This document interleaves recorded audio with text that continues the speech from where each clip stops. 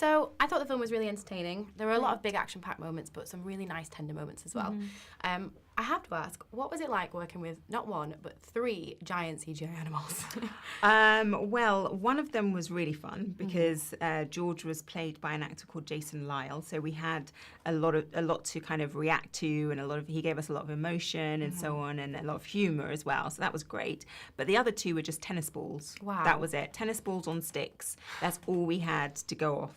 And that was tough because you have to just use your imagination. Thankfully, our director, Brad Payton, he's an amazing painter.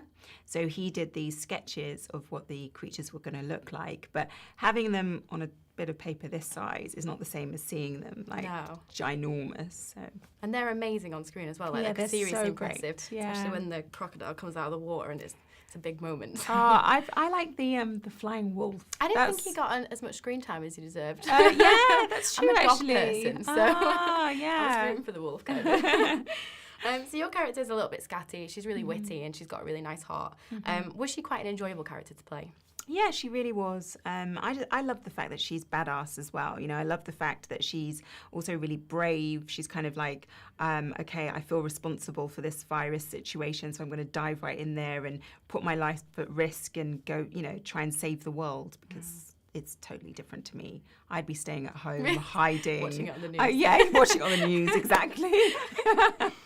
The film is obviously a really big production with a lot of stunts. Did you have to undergo any special training or like up your workouts or switch stuff up? So I did up my workouts and I did sort of work with a lady who actually prepared me for the Bond franchise. So I worked with her for a month before I went. But I might as well have not bothered, to be honest, because it was not anything to do with stunts. Really? No, it wasn't. It wasn't stuff that I could train for. It was things like being strung up to the ceiling on wires and being on a replica plane tilted at 90 degrees and having to swing from one side of it to the other and crawl along with a wind machine blowing in your face and things like that, really. So I guess my workout really helped. But it wasn't those kind of stunts like in Bond or what have you. It wasn't like that. And then it was a lot of like green screen stunts like in the helicopter and so on.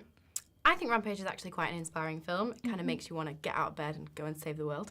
Really? Yeah. I love that. I haven't heard that before. I love it. Who in your life inspires you the most? I would say my mum inspires me the most. I think, she had me when she was 18 years old, so she was very young, and she raised me on her own. And despite, we didn't come from money at all, but despite that, my mum always taught me that anything is possible and I can achieve anything that I put my mind to. That's so and sweet. I really am just so grateful to her for that. Oh. As an actress, you obviously do a lot of travelling. There's a lot of long days. Do you have any wellness hacks that you absolutely swear by? Oh my God, so many. So many. So I feel like waking up before 6 a.m. is really important. That's really important because it's good to wake up with the sun. And I find like the longer I stay in bed, the more kind of sleepy I am throughout the day, I mean. And then also it means that I carve out time for myself to kind of do my routines, which are, I like to do a bit of exercise to get my heart rate pumping, nothing like Dwayne's workout, I have to say, not his 2 hours in the gym.